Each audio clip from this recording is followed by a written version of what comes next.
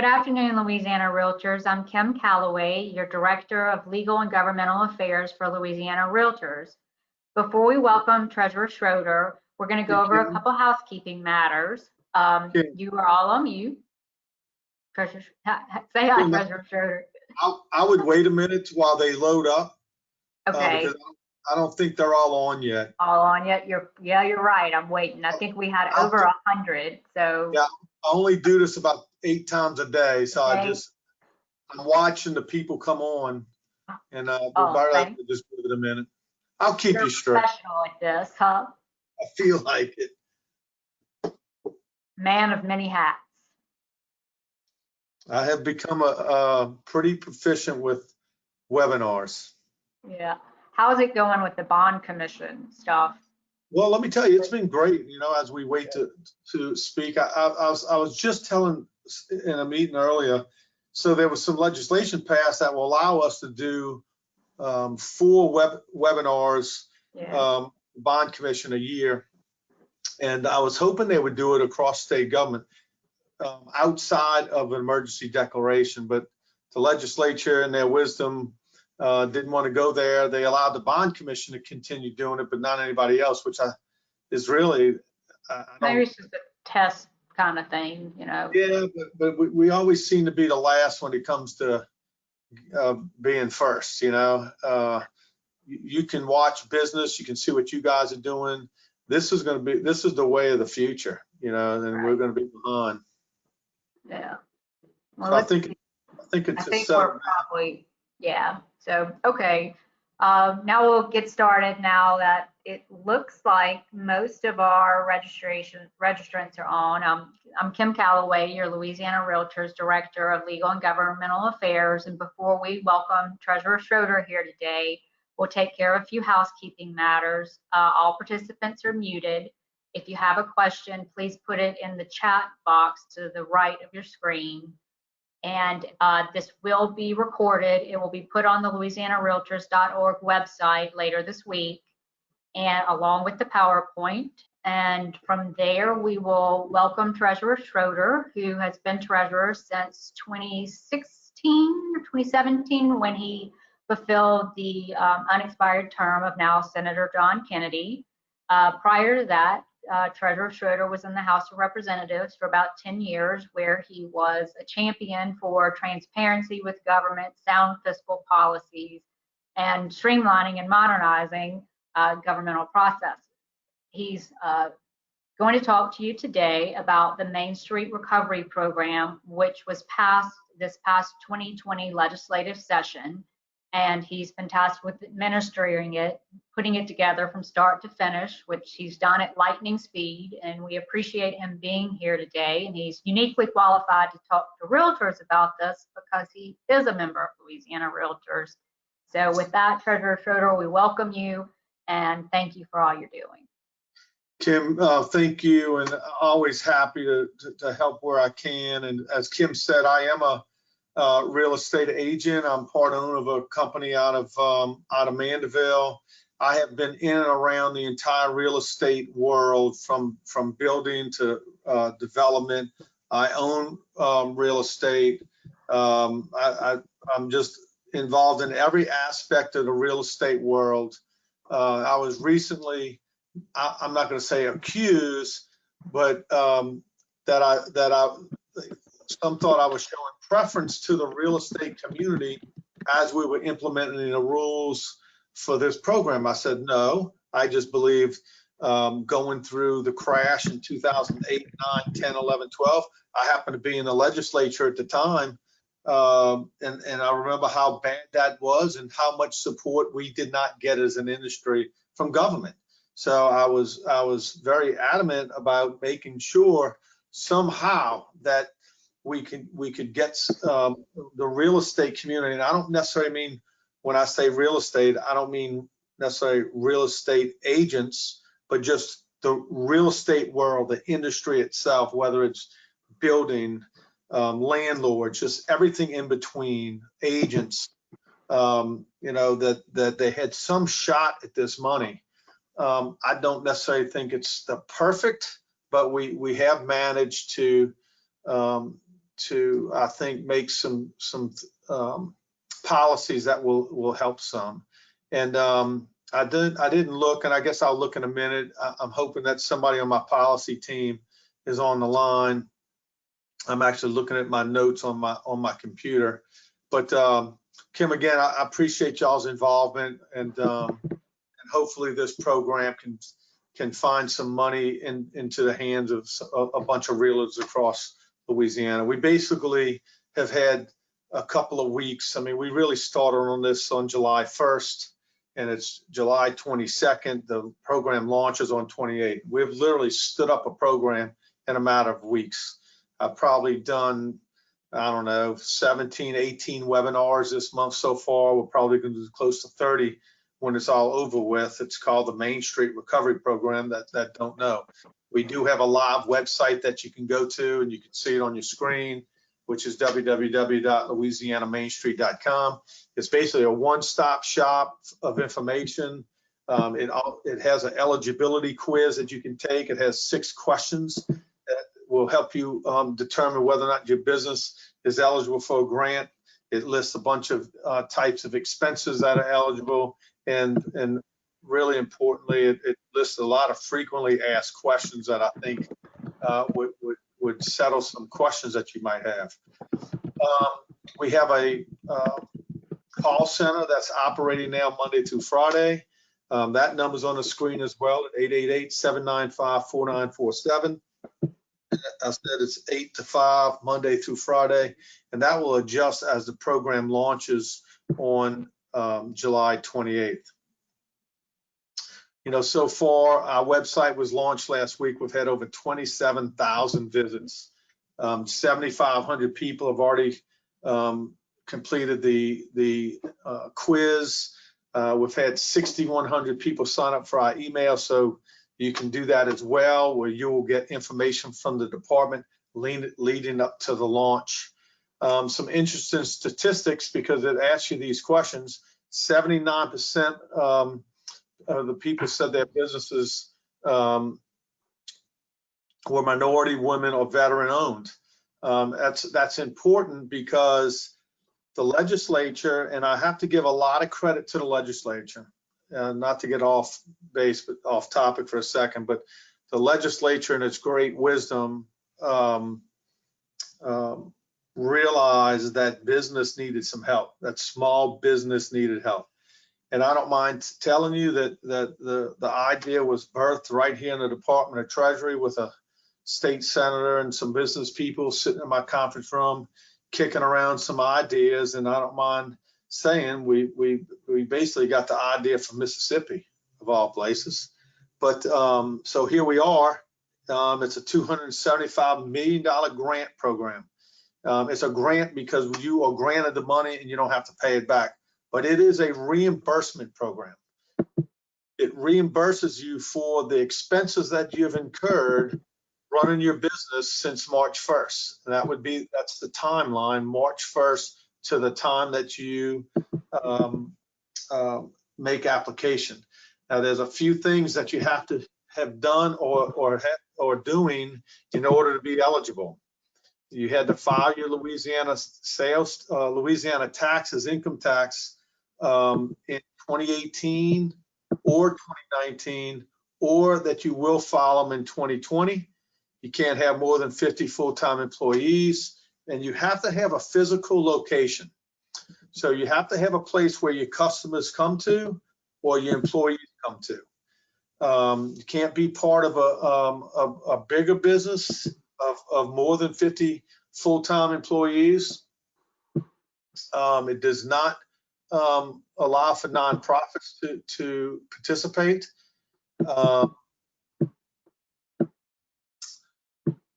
I think the most important part on the dates is the first 21 days are set aside for companies that have not received any type of aid, any type. I mean, it's zero. If you got $1,000, then your application can't be processed till after the first 21 days. So the legislature has set aside the first 21 days for businesses who have received no aid. That's also including private insurance. So after that 21 days, then they'll move to the other applications. And as I've said many times, and you can apply on day one. The system will sort of categorize the types of applications that you have. The legislature also set aside $40 million for minorities, women, and veteran-owned businesses. So that $40 million is going to get set aside in a pot, and for the first 60 days of the program, that will be allowed just for minority, women, and veteran-owned businesses. So you will still have to abide by the 21-day rule, but we believe that pot's going to last a little longer than the big pot of money. Some of the commonly asked questions or the type of business, as long as your business has a location, I call it bricks and mortar. Bricks and mortar could be anywhere between you having a storefront in a shopping center, you can have a food truck, or you just, like a lot of real estate agents, you run your business through your home. You have a home office. Now you can't claim what you typically can claim on your taxes from a home-based business, but you can claim any payroll, any equipment or special technology that you got to try to stay in business during a pandemic. Those types of things are eligible, and we'll get into some of those questions later. I think the best thing that you can be doing now, between now and July 28th, is get ready. I think this is going to go very quickly. It will take a while for us to get through all the applications and get the money out the door, but I think the applications are going to come in very quickly, and you don't want to frat around. You want to get your applications in as quick as you can. So what I tell people is, right now you want to get all your invoices together. As I said, this is a reimbursement program. You cannot be reimbursed for lost income. You can only be reimbursed for expenses. So you want to get those invoices together, because you have to prove, you'll have to download those invoices. It's no different than your taxes. When you make claims on your taxes, you have to show supporting documentation to your CPA. You typically file those away and you save them. In this case, you'll have to download them and show them to the accountants taking your applications. The Louisiana State Auditor is charged with monitoring and doing the audit, and they'll do that on the backside. I tell people this, hope not to be very onerous. I don't want to create a system that's trying to stop 10% of the cheaters and go against the 90% of who are doing it right. I want as less red tape as possible. As I said, I like clear tape, not red tape. So, but this is an honor system. You will have to swear and attest to the information that you provide. A lot of it depends on you telling the truth. You can get caught on the backside if you get audited, but I tell people, at the end of the day, if you lie on the application, it's probably going to be between you and St. Peter. But you do want to be ready. You do want to have it submitted on the 28th, because I just got a feeling that we're going to be overwhelmed with the amount of applications. I think that's about it. There's a lot of... Schroder, we do have two questions that have come in, one of which is 21 days from what date? It launches on... Treasurer, this is Rachel. It launches on July the 28th. And so it's 21 days from July 28th when we will start reviewing applications for those who have received other assistance. That's like, so if you've received federal money through the SBA program or anything else, the first 21 days are what? Offered to veterans?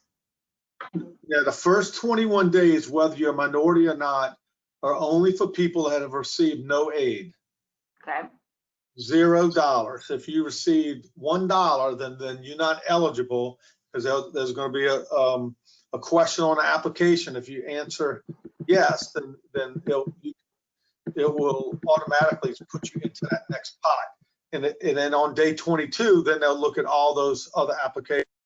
And what happens is you'll have to say what the award was, and all the expenses above that amount will be eligible. So if you receive $5,000 already and you have $20,000 expenses, then you'll be eligible to get $15,000 if you can prove the expenses.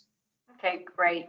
The next question we had was, and I think this comes into brokers versus agent, who's eligible, who's applying. They said, how do agents apply if we don't have a private office where our clients come to? Do you use your brokerage address? I would say this, because I know how a lot of agents work. And if that agent's online and you want to unmute them so we can have a dialogue, that would probably help. But, Okay. let me sort of. Newbie at this. So let's try without that, and if we need to, I'll figure out how to unmute them. I'll work on it. I will give the explanation, and then they can either shoot more back or whatever. So the law requires that you have a physical location. I have interpreted that as physical location being wherever you conduct your business, whether it's at your house, I mean, where you keep your books and your checkbook and everything else. I mean, where is that location? Is that at your house? And your customers come to your house?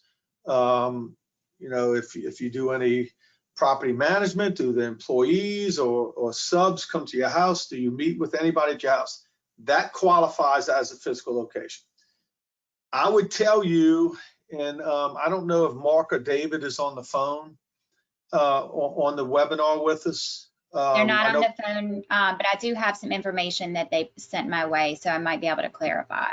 Yeah, so this is my interpretation, and a lot of times it falls in my lap on how we interpret this.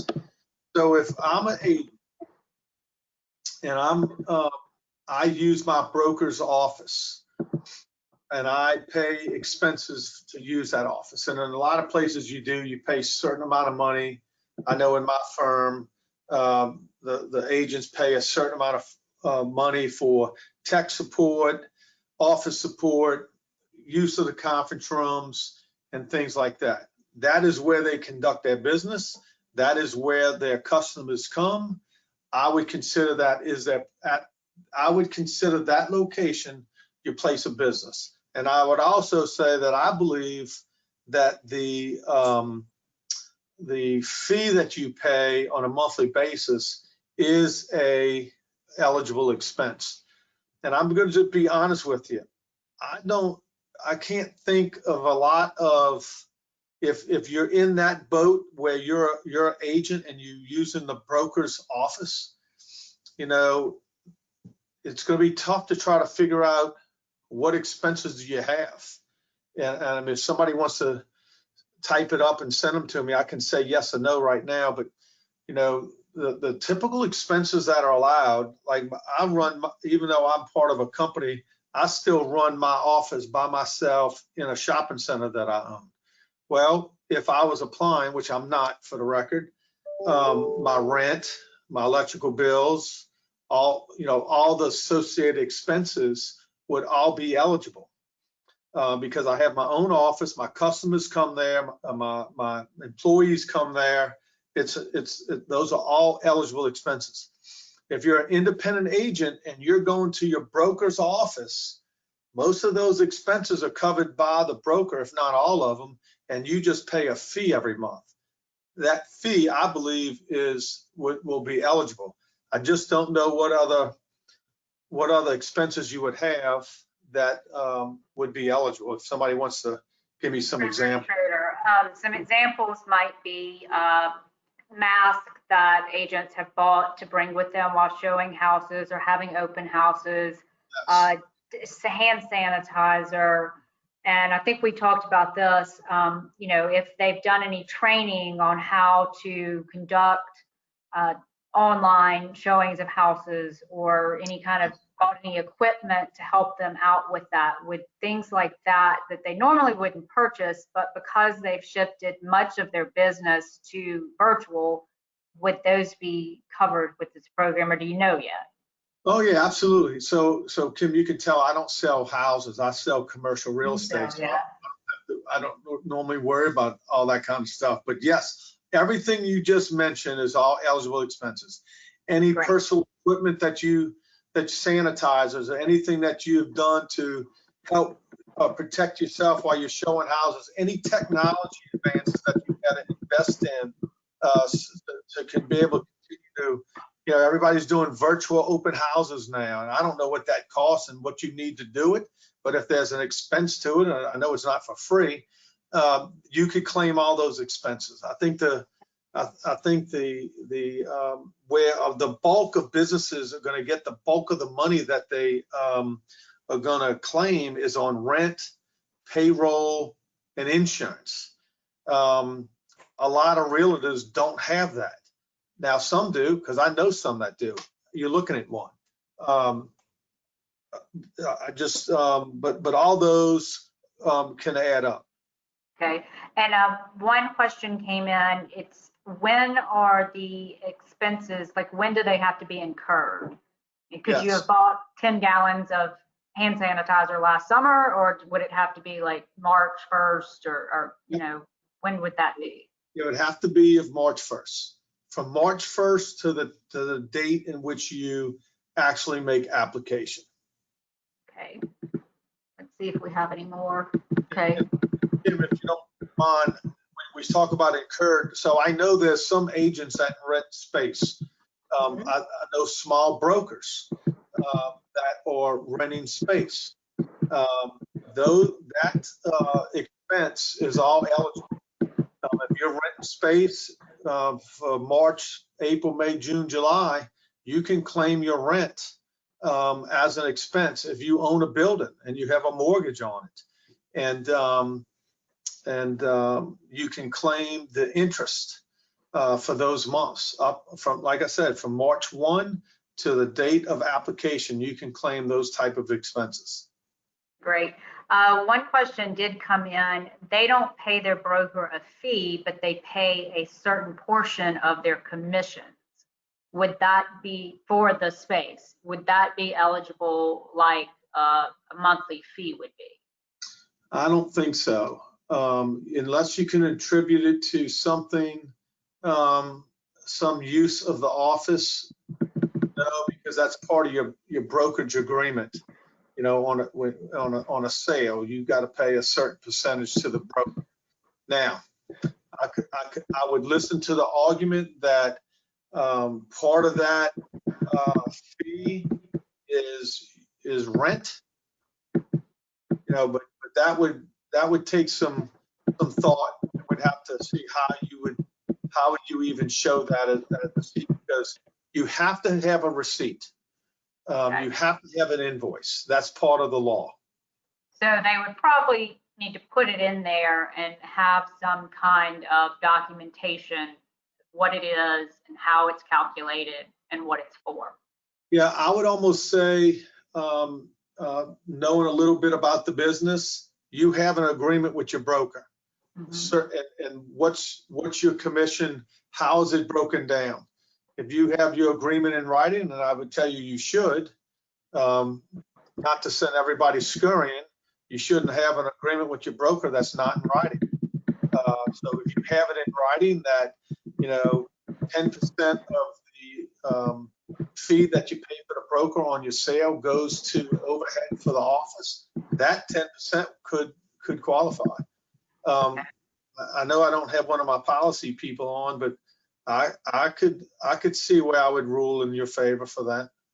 So that's a maybe, huh? Treasurer, this is Avery. David Richard is trying to hop on. Okay. Okay. So hold that question. We'll see what David thinks. Okay, let's see, we did get some other questions. If you want to handle the questions, or if you have other talking points you want to cover, however you want to handle it, Treasurer. No, I'm pretty done. I mean, I'd rather answer the questions anyway. Okay, so So, let's see. Kim, Yeah.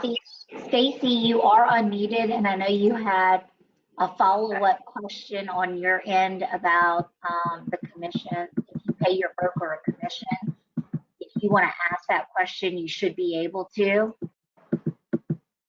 Well, thank you, but I think Kim just really did ask my question, and I think Okay.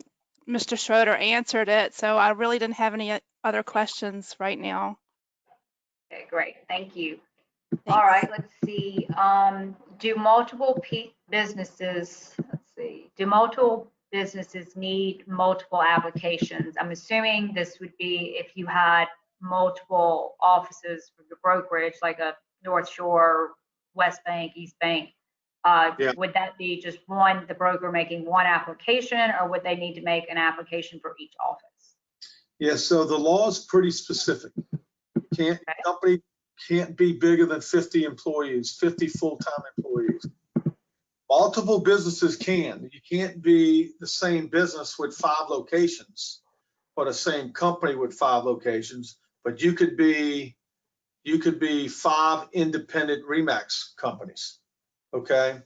But if the same person owns all of it, and he's one broker over all of those agents, that broker would not be eligible. We have had some discussion about franchises, and franchises are eligible. If your franchise isn't part of some big company, then you would be eligible. Certainly the individual brokers are eligible that are under 50 people. I guess the real question that we have to answer, and Avery, I can't see this screen like I do on Zoom, so I can't see who's on and who's not. And so when David gets on, I'd like to bring him in. So David, answer the multiple offices question. If there's an office on the West Bank, an office on the North Shore, how will we Let's say total under 50 employees, or Yeah, total over? Kim, if you're under 50, you're good. Okay, so you could have multiple offices and be under 50 and still be okay. Now, would the broker make one application? Yeah, Or it's multiple? based on the tax ID number. Okay, perfect. So the federal tax ID number, if it's one number, regardless of how many locations it is, we're testing that one number against their maximum number of employees. Okay. All right. So does that answer? I think that probably answers that question. We had another one come in. Will grantees have to pay income taxes on the grant money? No. Okay. Easy. Can expenses to cover moving and renting and buying a new office be covered? They have to be COVID related expenses. So if you can prove that it was related to COVID, then it would be an eligible expense. But the onus is on you to prove through the application process that it's COVID related. Now, I'm sure whoever's asking is asking for good reason. You'd have to explain, why do you believe moving is a COVID related expense? Okay. All right. Let's see. Can you count? We have a number of members who either own and rent property out, or are property managers for either residential or commercial properties. And one just asked, can you count any mortgage interest for rental properties? Okay, so if you operate a company and it's a rental business, you could be eligible, but you're not eligible for lost rents. If you have a mortgage and your interest could be eligible, but not the principal. Anything that you've done COVID related with your properties, whether you helped certain entities with their the protection equipment or whatever, all that kind of stuff is eligible. What about cleaning services and yes. Air filters or doing things to improve a building that they manage? Yes, anything COVID related is eligible. Now, Right. I do want to mention this because we've had a lot of discussions in the New Orleans region, and it's been a big issue for the mayor of New Orleans on landlords and could landlords be reimbursed? What I've told people, if you're on this call today and you rent to a business and that business has not paid their rent or they're in the rear, we're going to allow past rents that are due as a allowable expense, because legally they have already used the space, they have already used the product, and they owe the money. Now, we're not going to let you go into the future. If you apply in July, we're not going to let August go. Now, I'm talking about your tenant now, not you.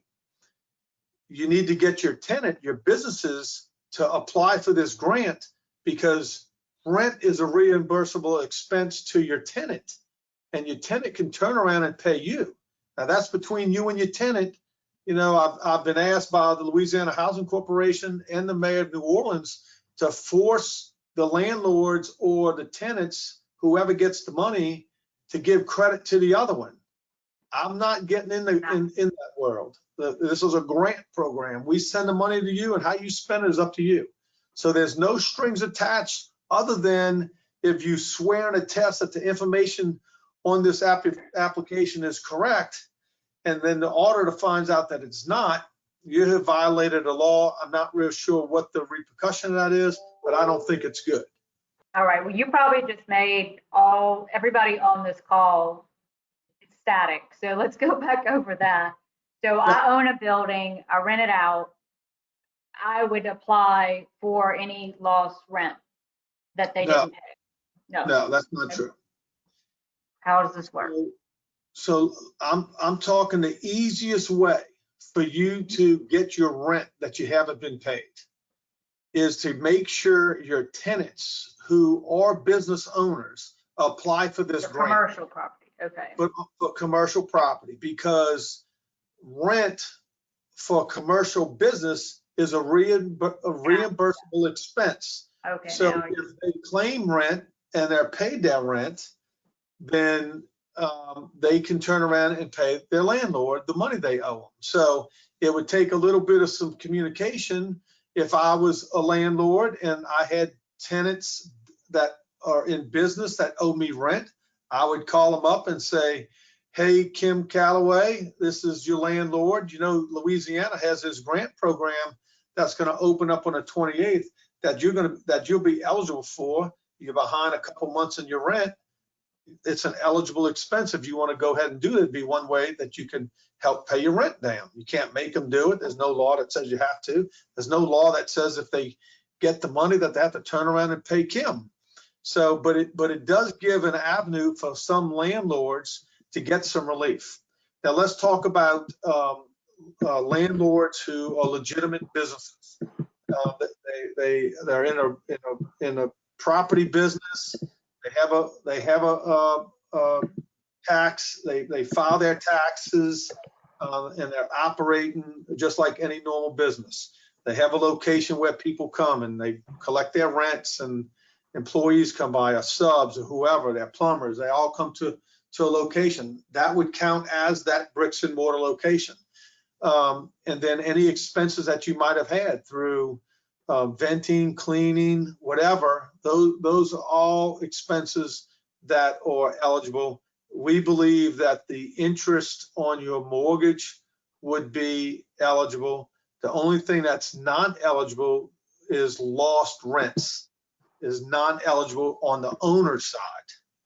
The only way the owner is going to be able to collect a lost rent is if somehow they can get the business owner to apply and go at it that way. David, you want to add anything to that? Just one more thing, Treasurer. The law describes passive versus active participation in your business. So Kim, let's say you and your husband own a building together, but you, for whatever reason, have hired a property management company to manage, and they do the leasing and the collecting and everything else. So you're passive investors. You would be disqualified from this program. More than likely, Kim, you and your husband are active participants in managing the building and leasing it out yourselves and cleaning it and making sure everything's going. So you can prove that you're actively involved, then you yourself are a qualified business that could make a application for a grant or some relief. Okay, great. And David, we may follow up with you on this aspect of it to maybe get some written, FAQs on that, if that's okay, because I know a lot of our members will be interested in that portion of it. So thank you, Treasurer Schroder. Look, and Kim, that's probably our biggest question to ask from people involved. As I said when I first started, when I talk about real estate, I don't necessarily mean real estate agents, but I know a lot of real estate agents are involved in a real estate business from the standpoint of being a landlord who rent the businesses. But I want to reemphasize, one of the easiest ways to get reimbursed for your rents that haven't been paid is talking your business owners into getting involved in this grant program. Great. So, okay, let's see. You just made everybody very happy. So the next one I think we've covered, having to do with, buying new computer equipment, lighting, new technology to do virtual showing commercial or residential property, which we said yes, you just have to show how it's COVID related.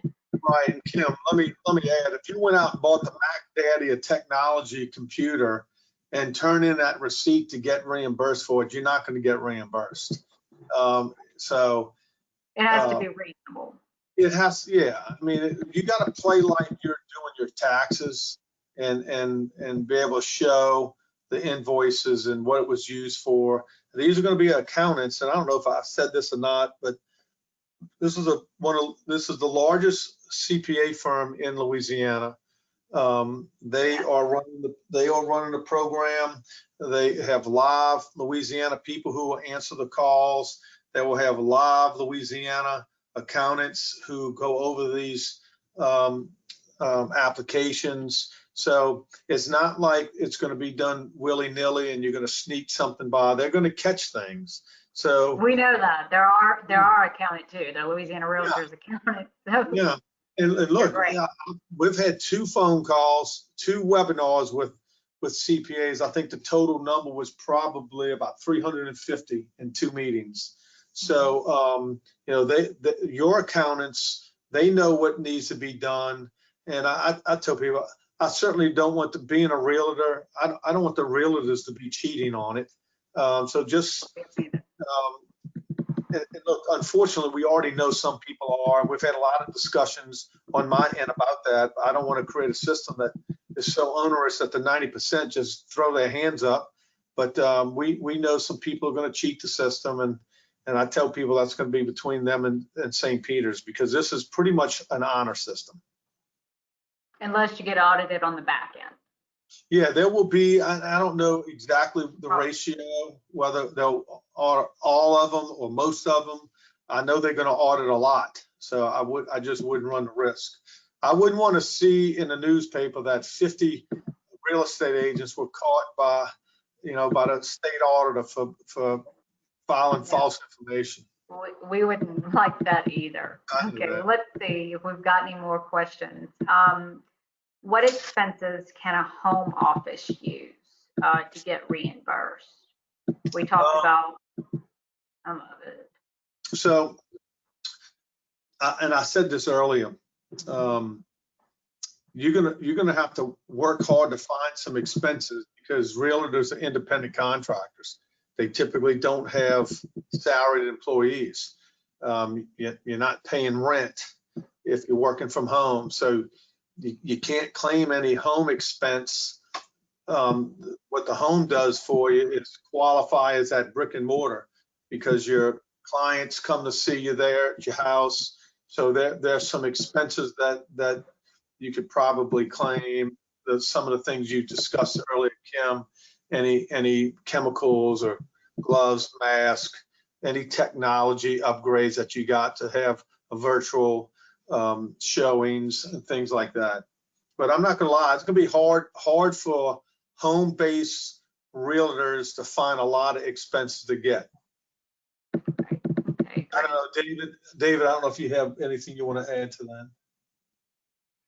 Yeah, we're really looking hard, because there's a lot of people that fit that category, not just as realtors, but say a plumber that operates out of his home and has a truck. So we haven't quite solidified all of the policies. We're just about there, but we encourage folks to go and make application, and to the number one document that may help those realtors who are independent contractors is their latest tax return. So your 2018 or preferably your 2019 tax return is going to help. It's going to help tell the story. What we're trying to do is offer a quick relief. So if you don't have a lot of receipts, but you have incurred some costs, we're going to try to calculate off of your tax return, your Schedule C specifically, where you've taken in income from real estate commissions and you've had expenses. We're going to pay attention to that expense line from last year and try to help come up with a figure that would be you take this amount, flat type amount. So I don't know all the details on that, but I'm just trying to give folks early indications as to what materials they could have ready to go come application open date. Right, and that's probably a good thing. I mean, what type of things are going to be required to be submitted with the application, that y'all know right now? Tax ID What we know Yeah. What we do know right now is in the eligibility, we want to make sure that the money is going to Louisiana people. So when we ask about your business, you're going to have to tell us, when was the business formed? What kind of business is it? Is it registered with the Secretary of State and so forth? Then we want to know about the owners of the business, at least the 50% or more ownership by one or more people. We want to see their proof of residency. So a copy of your driver's license would be sufficient for that. And then once we get through, okay, you're a legitimate business in Louisiana, let's go ahead and let's look at your expenses. So if you lease commercial property and you want to claim rent, we're going to need to see a copy of your lease and copies of rent checks that you have paid. So let's say you've paid March and April, but not May and June. Let's see the canceled checks for March and April. But you can go ahead and claim that you incurred May and June and July rents in your process of making your claim. Other things are utility bills, insurance, so property insurance. I think. Great. Now Payroll. that gets into, But I David, think, to clarify to everybody, if you have a home-based business, though, you can't claim your those type of expenses for your home-based business. Correct. On your home-based business, we're going to try to look at your tax return and what you claimed on the IRS in the past, and look to mimic that. So this is not policy yet. This is something we're trying to get to. So all I can say safely is get your Schedule C from 2018 or 2019, where the IRS is allowing you to make deductions for things, and have that ready. There's a good chance that we're going to be able to just look at that, do some calculations, and say, here's some money for you. great, thanks. We did have another question come up. For the 50 employee limitation, does that include traditional W-2 employees or W-2 employees and 1099 independent contractors? So, and I think. Yeah, that is both. So- That is both. However, on payroll, when you actually get into your claiming eligible expenses for payroll, we're not going to allow the cost of your 1099 employees as recoverable. Okay, well, let's back up. Are you even eligible if you have 2 W-2 employees and 50 independent contractor 1099s? Will You would the not independent be- contractors be included in that 50 people cap? Yes, they would. So 50 FTE or full-time equivalent employees. Okay. So you would have to say that, well, those 50 1099 employees are not full-time equivalents. You follow me? So, unless they Right. truly are. So Kim, the broker who has an administrative team of 10 people who might have 50, 60, 1099 agents, licensed independent contractors, those would not count under the broker. Okay, great. Only those administrative people who are on W-2s. Okay. And I want to clarify something you asked earlier. Okay. Any reimbursement that you ask for has to be accompanied by a receipt, not credit card statement, not a bank statement, no different than what you have to do on your taxes. You're going to have to show these accountants your invoices. If you don't have an invoice, they are not going to allow the receipt, the expense. Okay. Great. All right, let's see. Now we have a question. What if you're not an LLC? Can you still apply? Let's say, what if you're not an incorporated business? What if you're just a sole proprietor out there? Sole Not proprietors registered. are eligible. Yes, sole proprietors are eligible. They just have to meet all the other business requirements. All right, let's see. And that was a big intent of the legislation to make sure that we get the small businesses, the sole proprietors. So yeah, like David said earlier, use your taxes, your previous tax return. But yes, they are definitely eligible. Okay, let's see. We have one here. I think this is going back to the 1099 issue. Let's see here. These are, I'm normally not Oz, so I'm just kind of winging it. Did you ask the question about for real estate agents who might have purchased branded masks or hand sanitizers, things like that, that even if you purchased the supplies, but maybe you got your company branding on it, would those expenses count? Yes. It's a mask. It's just a mask with Louisiana REALTORS across it. Yeah, that would be eligible. Okay, the primary purpose is the Right. mask, but Mhm. the added advertisement. Okay, one had, and I can't see it, if they've hired somebody like a contractor to come in and help them, maybe train their staff on how to do a virtual tour or a virtual open house, could that be a eligible reimbursable expense? I would say yes. Okay, great.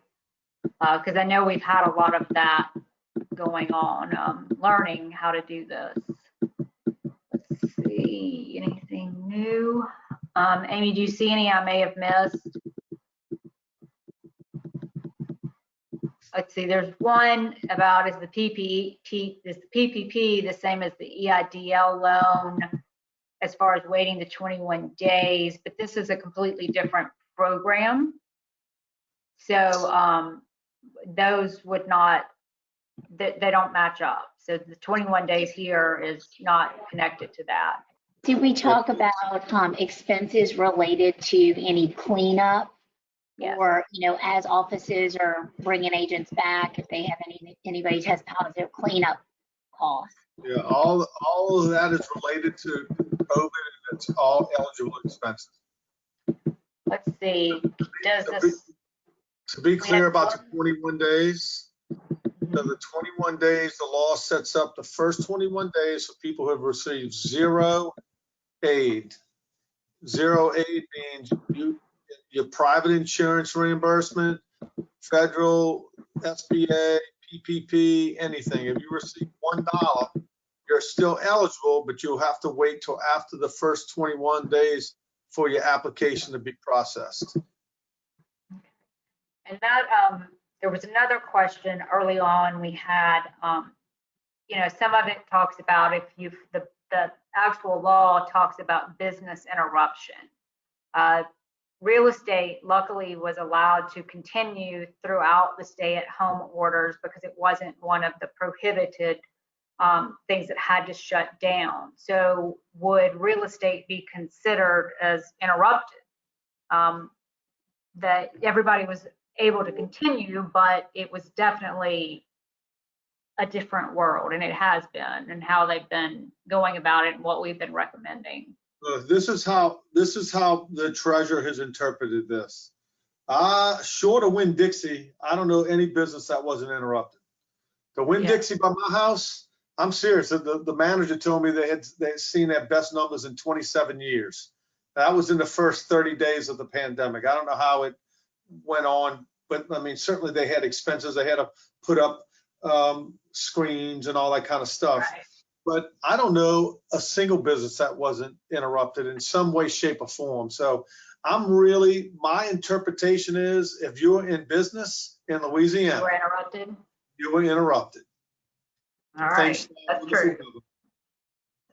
Okay, let's see. Do we have any more questions over here, Amy? Let's see. I think in the interest of time, Kim, we should wrap it up. And then what we would suggest is any follow-up questions, if you could provide us in detail the question in your scenario via info@larealtors.org, then we can work on putting together kind of a frequently asked questions document. And as Treasurer Schroder's team finalizes any policies or questions that have to go back and be asked of the auditing and the CPAs, we can certainly do that and prepare that so that it's real estate specific. So get those questions in, and we'll get them over to Treasurer Schroder and his team. And we certainly appreciate Treasurer Schroder and his team for the time they spent today with us, and for him going to bat for the real estate industry and businesses all over Louisiana. And thank you for your time. Well, let me just tell the realtors that are on the line, because this is given a good reason. Look, I've been in this building now going on my 12th year. Kim, I've known Kim since she was on staff in the building. Norman does a phenomenal job. I've known Norman since before I was even elected 12 years ago. I challenge the realtors to stay involved in this process, because believe me, I've been in this building for years, and there's a lot of discussion on how government's going to help government. For the first time since I've been here, there's some discussion on how to help small business. Small businesses always get the shaft. They typically don't qualify for many of the tax breaks, or they're just going to work every day. They're not paying attention what's even going on in this building. You have to know that people like Kim and Norman and your staff at the Realtors Association is doing very, very important work. And it's critically important that you support the organization, because it's the organization that goes to bat when we're home working and selling real estate and doing all the things that we do in our real estate world. This organization plays a critical role in representing us at the state capitol. So I always appreciate the work they do. We have had numerous conversations leading up to this point to make sure that you guys have the information that you need. But I just want to give them just a word of praise, because nobody probably praises them much. But Kim, thank you for what you guys do for our industry. It's critically important. And look, as your treasurer, you always got my ear. Everybody has my ear, but I'm very accessible. If you have some particular question, my phone number is 342-0016. I'm sorry, area code 225-342-0016. That's my personal phone number in my office. You call me anytime you want. If I don't have the answer, I'll get it for you. But I wanted to end on this. I still don't, some realtors are going to be able to utilize this grant and some aren't, just depending on where you are in the spectrum. But almost everybody, almost every single person on this line has clients that can use this program. So if you can't see how you personally can do it, spread the news and help your clients use it. Because, you know, this could be a lifeline to keep people in business for a little longer. You know, as I tell people, yes, it's a Band-Aid, but some aid is better than no aid. But share it with your clients and your business clients that are in a real estate business. This is a real opportunity for small business to get some help from government. And as somebody that's almost 60 years old, I tell you, it's rare for small business to get any help from government. So Kim, thanks for all the work that y'all do. We're here to help you guys. My team is your team. If you know, we get down the line and you need some help, just give us a holler. Thank you. We appreciate those kind words, Treasurer Schroder, and all you do for the realtors. You're welcome. Thank you. So everybody have a good day, and Amy, we can close it out. Thank you. Thank you. Bye.